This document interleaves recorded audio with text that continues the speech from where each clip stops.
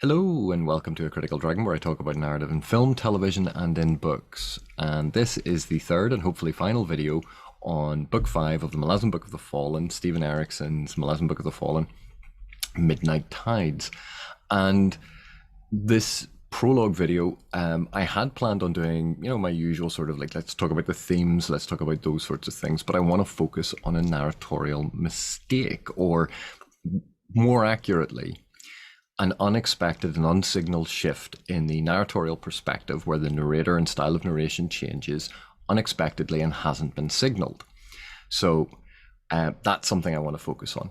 Now, in terms of themes, just so it gets covered and, I didn't leave it out, obviously we have comrades in arms who regard each other as brothers, and there's a sudden betrayal of trust. We have allies turning on each other. We have the history of the Eater, so that's bringing in lore, and we have an invasion from the point of view of the invader, justifying the perspective of what's happening, but we have aspects of colonialism, setting up a new world, manifest destiny, all those aspects being discussed here in this part of the prologue. Obviously, later on in the prologue, we get into mysteries of lore and history, where we have the Jagat using a ritual of Omtos Falak, and that ice magic is not just freezing things physically, but it has an aspect of freezing things in time. So there's a whole aspect of time, history, development, civilization, all of these things tied up into this idea of progress and passage of time, and why potentially this new area may have a different history. There's also the direct involvement of elder gods. We have the mythic prehistory and establishment of how these people, the Eater, came to be here. All of this is tied up in this prologue. It's a really interesting prologue. But the thing that interests me is this shift in perspective. Well, this is the section that I wanted to discuss. This happens at the very end, just after Scabandari's knifed Silkus Ruin in the back and is flying off with him in his clutches. And I'll go through this. I'm going to set up what is actually happening here. We'll talk about, you can see, I've highlighted the section at the bottom, why this is important, and some of the different reasons of why it's here, what is going on, why it works this way. So again, this is the end of the first section of that prologue, that first sort of scene with Silkus Ruin and Scabandari Bloodeye. Removing from Scabandari Bloodeye's path his last worthy opponent among the Tiste, Mother Dark's 3 children. 3 names. Andrast, who long ago surrendered his power in answer to a grief that could never heal, all unknowing that the hand that delivered that grief was mine. So, just to pause here just for a second, again, we're in close third person. We're in a limited, focalized third person narratorial perspective linked to Scabandari Bloodeye's perception. And it's not fully limited because we're getting insight into his thoughts, his internal monologue. So it's sort of semi-omniscient. We've dipped into his head. The narrator has access to Scabandari's thoughts as well as Scabandari's actions. And here he's thinking about, he's removed Silkus Ruin because he's knifed him in the back, because Scabandari, what a guy. He's knifed Silkus Ruin in the back unexpectedly. He's sent his armies, have turned on the Tiste Andii and wiped out the remainder of them. And now he's kind of gloating. We get a real sense of hubris, a real sense of overconfidence, a real sense of his self-satisfaction. And he's listing the 3 potential foes who could have opposed him, the only 3 people he thinks of as rivals in any way. And he goes through Mother Dark's 3 children, starting with Andrast. Now, Andrast we met in House of Chains. We know who Andrast is, we know what happens to him. But what we see here is Andrast in House of Chains was not like Rake, was not like Anamander Rake. And now there's this hint that Scabandari Bloodeye was involved in some way with creating or orchestrating or involved in a tragedy that befell Andarist, because Andarist suffered a grief that could never heal. And because of this grief, this tragedy, this thing that occurred, he surrendered his power. So Scabandari obviously does not view Andarist as a threat. Scabandari doesn't feel that Andarist is in any way powerful anymore. He's surrendered his power, and he's confident that should Andarist step up to him, he could take him. But what's interesting here is I've talked before about like the iceberg sort of storytelling mode, where you get little hints, little details that seem to portray this big history, and then you imagine the rest of it. So this is what we have here. We have Scabandari thinking about something happened in the past. We don't have the details, but we know he's somehow connected to the three children of Mother Dark and the downfall, or the hobbling, or the hindering of Andarist being involved in this tragedy. So that's very interesting. So moving on then to the second of Mother Dark's three children, Anamandarist Erek, who broke with his mother and with his kind, who then vanished before I could deal with him. Vanished, probably never to be seen again. And this is, again, something very interesting. For a start, we know it's Anamander Rake. We've seen Anamander with various different slight variations on his name. And obviously, this actually ties into the creation of authenticity, verisimilitude, and the fact that the metatextual construct for the entire Malazan Book of the Fallen is of this ancient history that has happened over time. And what I mean is, the slight changes to Anamander's name, would reflect cultural changes and historical changes. And we see that in references in older texts to Heracles, but then references in more modern day to Hercules.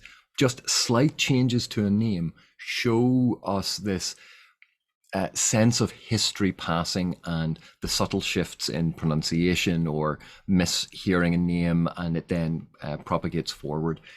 This is actually just such a nice, tiny little touch that gives that authenticity and verisimilitudeness nature to a text, that shows that, over these long periods of time, subtle changes to names happen. But it's clear it's Anamander Rake. We've seen variants of this name, so we're fine. And it's who broke with his mother and with his kind. So this does not quite match up to what we know about Rake. We know that Rake is leading his people, so it doesn't seem that he has broken with his kind. And we know that Mother Dark has turned her back on her children, not Anamander, who broke with Mother Dark. So this is a variant. This is a difference in interpretation of this ancient occurrence, this ancient event. And it's fascinating because Scabandari Bloodeye is obviously a contemporary of Anamander. Therefore, this is in some ways perhaps more trustworthy than the information we've gotten thus far. So it gives us that ambiguity. What is the difference between the fact of what happened, the interpretation of what happened, and what gets reported and remembered thousands of years later? This is how myths start. This is how origin stories turn into myths, turn into legends, turn into symbolic tellings of things. So it's really interesting. But what we see again is Scabandari's hubris here, his absolute confidence that Anamander is not a threat, who then vanished before I could deal with him. Scabandari is not worried about Anamander Rake. And we've seen in Gardens of the Moon, in Memories of Ice, Anamander is actually incredibly powerful. So what is this saying about Scabandari? Or what is it saying about Scabandari's sense of his own power? Vanished, probably never to be seen again. So he is dismissing Anamander. Not only was Anamander not a problem, I could have dealt with him even if he'd been around, but he's disappeared, and who knows where he's gone, and no one's probably going to see him again, whatever. And he moves on. And now Silkus Ruin, who in a very short time will know the eternal prison of the Azath. So not only Scabandari is such a piece of work. He has stabbed his friend in the back, his comrade, this person who called him brother. They called each other brother. They were allies. They were war leaders joined together to face a common foe. They were part of this invasion. He stabbed his mate in the back and now is going to put the body in an Azath house so he'll be imprisoned forever. And this is cold, it is calculating, it is brutal. Just like we said about Scabandari having the draconian eyes, all of this emphasis on this sort of almost reptilian, lizard brain logic and coldness, but also an element of arrogance, an element of hubris. And we see that then in the next paragraph. Scabandari Bloodeye was pleased for his people, for himself. This world he would conquer. Only the first Andii settlers could pose any challenge to his claim. So we get his smug self-satisfaction. We get that, yeah, he's happy for his people, but he's also really happy for himself. This is not an altruistic leader. This is not someone sacrificing themselves for their people. This is someone who's going, yeah, I want my people to succeed as long as I get the bling, I get the kudos, I'm the guy in charge. This world he would conquer. He's not thinking about, I'm going to conquer this land. I'm not going to conquer this part of whatever country it's. This world. He's going to take over everything. That is ambitious. And the only people he regards as a threat, the first Andii settlers. So we know that there's been at least two movements here, because there was the Andii settlers that he's now referring to. But we also know there was the Andii army that was there. So there's a second group. And of course, that lines up with what we know about Anomander and Moonspawn and Andarist and the Andii settlement on Drifta Valley. A champion of the Tiste Andii in this realm? I can think of no one. No one with the power to stand before me. So again, we dip into Scabandari's head and he dismisses them. There's no one who was part of the Tiste Andii settlements that came through the original settlers that is a champion, that is a power that can stand before him. The only three were Andarist, Anomander, and Silkus. He's knifed Silkus, Anomander's off on walkabout, and Andarist gave up his power. He is absolutely self-confident. Nothing is going to go wrong. This is arrogance, this is hubris. And what we know is a lot of what we have seen thus far in the Malazan Book of the Fallen has been influenced by the Greek tragedies, the Greek myths, these stories that clearly Erikson was aware of, because we have seen these themes about hubris and arrogance. We've seen these themes from these Greek myths that focused on that being played out in these various aspects. So it ties very neatly into the fact that this prologue is actually an ancient tale in much the same way that we would think of Greek dramas and Greek myths. That's what we're kind of seeing here. So picking up on that hubris is, I think, quite important. And here we get to the section that I want to focus on. It did not occur to Scabandari Bloodeye to wonder where, of the three sons of Mother Dark, the one who had vanished might have gone, but even that was not his greatest mistake. So the first thing to point out here is, yes, we have transitioned away from the limited third person focalization. We're no longer in close third anymore. We're not even in that sort of limited semi-omniscient position between omniscient and focalization in the close third.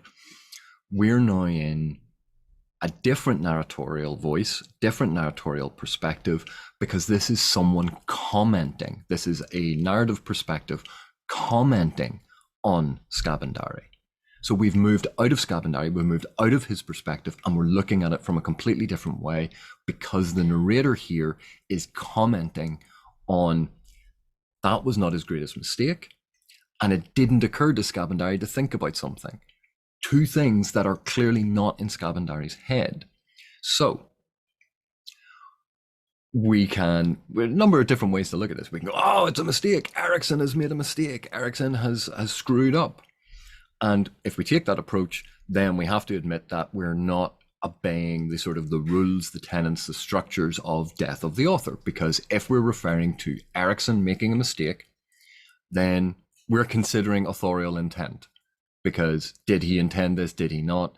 We're talking about Erikson making a mistake. We're considering what the author did. And that's not focusing on the text. That's focusing on the author's process of writing.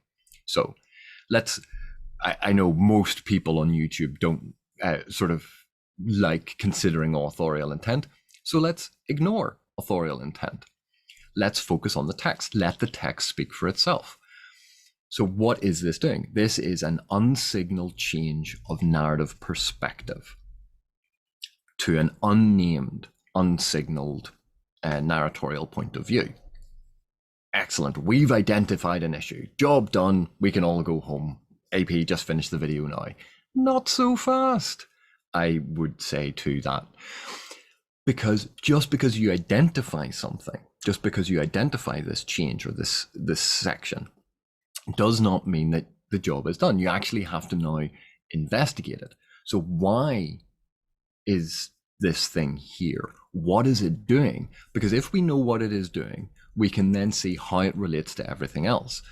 If we understand what it's doing and how it relates to everything else, then we might understand why it is in the text. If we understand why it is in the text, then we can evaluate whether or not this is a good thing or a bad thing. Now, if we didn't hold to death of the author, we could just ask Erikson. But, that's not an option. The author is dead. So let's consider what this is actually doing. So I've said this is a commentary on Scabandari. It is calling into question Scabandari's perspective, and the fact that it is suggesting then that Scabandari has made mistakes. What has happened, although he is very, very confident, and that whole thing about hubris and arrogance that I was focusing on going down through this is what is being called into question here. The narrator is signaling to the narrative, to the reader, Scabandari is wrong. Don't believe his analysis. This is not the truth. This is his perspective. Question it. Doesn't mean that you go, oh, he's absolutely lying. It can be that Scabandari is mistaken. So why would Scabandari be mistaken?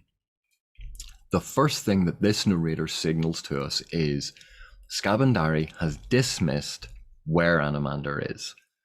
It didn't occur to him to wonder where Anomander was. Now, why is this being highlighted? Because the immediate thing after it is, but even that was not his greatest mistake. So we know the narrator is telling us the fact that Scabandari hasn't considered where Anomander is a mistake. This is a problem. This is a big mistake. Why would this be a mistake? So let's reevaluate what Scabandari has done. Scabandari, with the Tiste Andii, allied with Silkus Ruin and the Tiste Andii to face off against the Kachin Chamal. They won. They beat them. And they suffered horrendous losses. So we could go, is that a mistake? Well, I would suggest that the mistake being, one of the mistakes being hinted at here is that Scabandari then knifed his ally and destroyed the Tiste Andii army. So why would we consider this a mistake?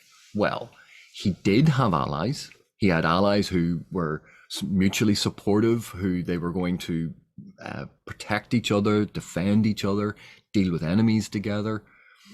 It was a powerful alliance, and it's an entire world. They would have had plenty of room, but that wasn't enough for Scabandari, so he wiped out his only ally, and he's newly arrived to this world. There are going to be other problems, and it might have been handy having a loyal comrade who believed in him as a brother, and they had this bond and had an army to back him up. That would have been very, very useful. So there's a strategic mistake that Scabandari has made. So let's think about the next one. Did Scabandari have any enemies within the Tiste Andii? Well, Andrast, he's clearly involved somehow in Andrast's fall, and if that ever came out, that would possibly be bad. But no one knows about it. Only Scabandari knows. So that's not an issue. Silkus Rune, obviously, well, he dealt with Silkus Rune. The problem is, until he did that to Silkus Rune, everyone in the Tiste Andii regarded him as a friend. Now, Anamander is going to regard him as an enemy. He also wiped out this Tiste Andii army. Anamander is going to regard him as an enemy that needs to be severely punished. He's killed a whole load of the Tiste Andii. He's killed and imprisoned forever, Anamander's brother. I think Anamander might be a little tiny bit annoyed. So not only has Scabandari removed a powerful ally and destroyed a powerful alliance and gotten rid of a supporting, powerful, defensive army that would have come to his aid, he has created a new enemy. He has created an enemy in Anamander and in the Tiste settlers who have already arrived. They would have regarded him as a friend, as a comrade, but now he will be regarded as an enemy. The Tiste Eater will be regarded as enemies. So he's actually created more problems. And for a general, for a leader, that is a mistake. That is an issue. But interestingly, even that was not his greatest mistake. ... The nice ellipsis at the end there. So what is that doing? So not only from all of that one little tiny thing, we've gotten all of this information I've just discussed, but it is suggesting that something even bigger than what is being referred to and referenced and implied here, something even bigger has occurred because of his actions, and we don't know yet. And remember, this is a prologue. This is something that is meant to hook the reader, to get the reader invested. And now we want to know, what is the greatest mistake he made here? What is the big thing? It makes us want to read more. So it's very fitting for what a prologue is meant to be doing. So when we consider this, we see that this is an address almost directly to the reader, to the narratee. This is giving us an explicit signal that we have to pay attention to this stuff, and we have to think of Scabandari's perspective with a certain level of skepticism, that Scabandari is unreliable. Not necessarily that he's lying, but he could be wrong, and that's why mistake is being highlighted. Now, why would that be in the text? Well, texts don't appear out of nowhere. Texts are written, and they're written, that takes time. And we know that this is the 5th book. We also know that some of the criticism that the Malazan Book of the Fallen had received in books 1, 2, 3, and 4, as they were being published and written, and people were writing reviews or posting on internet fora, one of the criticisms was, this close focalization, this close perspective that Erikson maintains, this adherence to show, don't tell, could be, in a lot of instances, very obscuring. And we've seen how Erikson took on board some of those criticisms or challenges and thought, well, why don't I incorporate some of this into the next book? So we saw in House of Chains, people went, Erikson keeps skipping around all these different perspectives. Some people really wanted a longer single perspective for a while. So Erikson put that in House of Chains. He gave us that introduction in House of Chains from basically one narrative perspective. And so he took feedback and did alter the narrative slightly so that people had what they'd been asking for. And we could see this as much the same thing. These are breadcrumbs being given to the reader, a signal to the reader. to pay attention to these things so that he's not being accused of just being obscure all the time. And so responding to reader feedback and fan feedback to give them what they want. Does that justify the change in perspective? Well, obviously, according to the formal rules of composition, the rules of creative writing, the guidelines that you must follow, no, that doesn't. There are other ways that you can do that. But it explains partly why it might be here, that he wants this effect for the reader, and that's why it's included. But the rules of creative writing that people always refer to, they would say that no, you have to be cohesive in your narratological approach, in your narrative position, in the style of narration that you have, the narrator that you use. You need to be consistent. You need to be consistent with your point of view, and it has to be done. And this then, in the text, is a weakness in the writing because it's not holding to that. And to that, I would say, well, first of all, they're not laws. It's not in statute somewhere. So authors are free to do something different. But secondly, sometimes when you break the rules, you are doing it to create a very deliberate effect. And we've seen that the effect here is actually beneficial to what a prologue is, what a prologue does, and what we've just witnessed in this whole sequence. So although we could say that this is a slightly different tone because it's commenting on what happened, and it's a different narrative perspective because it's commenting on what happened, it adds to the prologue. It actually adds to what we've just seen in this scene. Because it adds to it, because it is a beneficial effect, do we then go, well, consistency trumps artistic effect? You go, well, that seems a bit Pyrrhic, cutting off your nose to spite your face. Here's something good, something that works, something that creates a beneficial effect, something that readers want. Why would we criticize it in a negative sense? Just because it's not consistent? Consistency is only one metric, and literature is art. Art is not a formula according to a checklist that you must follow all of these strictures. Yes, this is breaking one of the rules, but it's breaking it for an effect. So that's another way of considering this. Another way that I want to talk about, and I actually think is really interesting, is the diegetic rationale for this. And that, what I mean by that is a sort of an in-universe, an in-narrative explanation for why this narratorial perspective shifts. And one of the things to remember is Midnight Tides, yes, it's book 5 in the Malazan Book of the Fallen, but at the end of House of Chains, at the end of book 4, we knew that Troll Sengar, one of the Tiste Andii, was about to tell his story about what happened to him to Onrak. And this prologue is the history of the Tiste Andii. So this is actually setting up Troll Sengar telling a story in some way. So Troll as a character in the last book is, being framed here almost as the narrator of this book.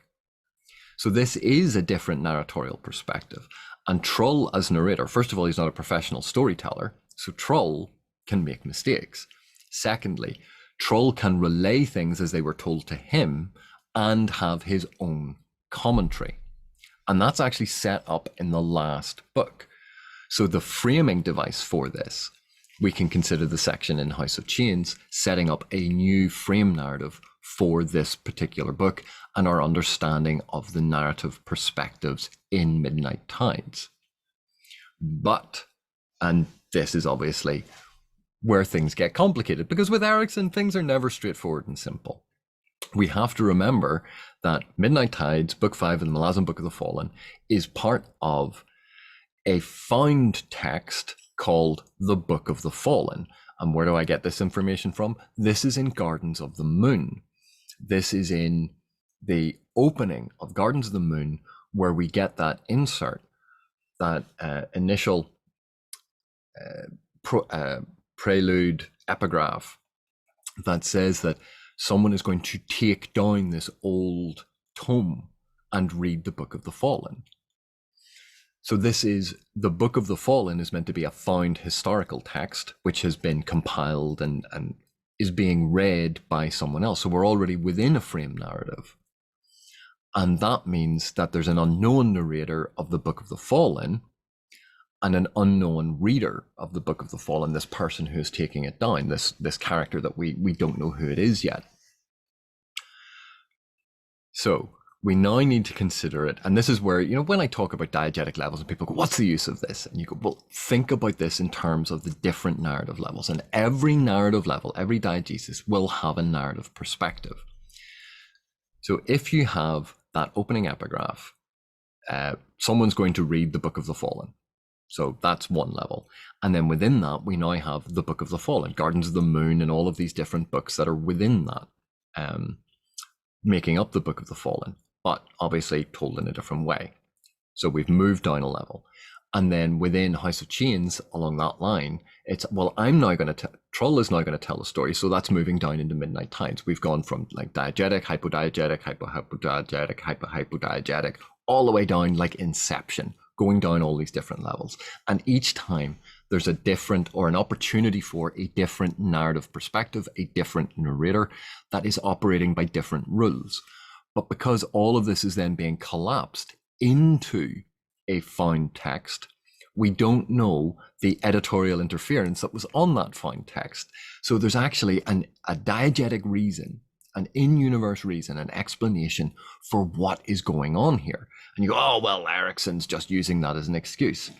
Except we have seen time and time again that Erikson has engaged with this sort of postmodern deconstruction of how narrative functions and of playing around with these different narrative levels and having metaleptic events where the levels collapse, having time collapse, having all of these different perspectives collapse, having the fact that narrative is destabilized, that it does not have a fixed meaning of this is the truth and this is the only truth. Everything about this in the Malazan Book of the Fallen is subjective and to a certain extent unreliable.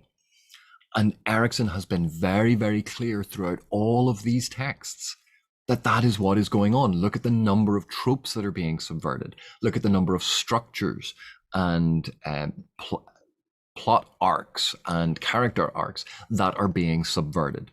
Look at the number of things that are thematically driven. All of this is shaping the narrative in a very postmodern sense. So we have this theoretical underpinning for what's going on. We have an in-universe diegetic reason for what's going on, that that Trull is telling a story, that another narrator may be using Trull as a narrative conceit to tell this story. And all of this fits with how the Malazan Book of the Fallen is constructed. So yes, if we take a simplistic and reductive view of this section, we can go, this is an unsignaled narrative perspective change. The narrator has changed, the perspective has changed, this is bad. And that is a simplistic and reductive way of looking at this, because we're not considering the text in context. We're not considering the nuance, we're not considering it in context, we're not considering it Midnight Tides as part of a sequence of 10 books. And we're not looking at all of the different narrative levels within those books and understanding the distinction between author and narrator at all those different levels. And then we're not placing it within the context of the frame narrative about a found text and an existing text that is ancient and is a history that has been compiled over time, and we don't know yet about whether or not it's been interfered with. So all of these things are actually important. So yeah, this is a change. This is something that doesn't fit with the previous narrative perspective. Is it a mistake? Is it bad writing? That is a very different question, and that has to do with evaluation. So I thought that was an interesting sort of thing to look at in this, because the theme's been pretty clear. We have brilliant interesting action happens in this section. But this was a very interesting narrative issue that goes to how we actually perceive text, what we perceive as issues, and whether or not we're thinking about them in terms of what the author wanted. That's one way, in terms of what the text is doing, but in terms of what the text is doing if it is part of a broader narrative construct. That if we take a scene out of context, if we just take this thing out, look at it, we can go, oh yes, that's bad, but we're not considering the whole picture. And I think when we analyze text, when we talk about text, when we even consume narrative of any kind, if we don't think about the broader picture, we can sometimes miss very important information and end up with the wrong impression of what is happening. But I hope you've enjoyed this, and I'll see you in the next one.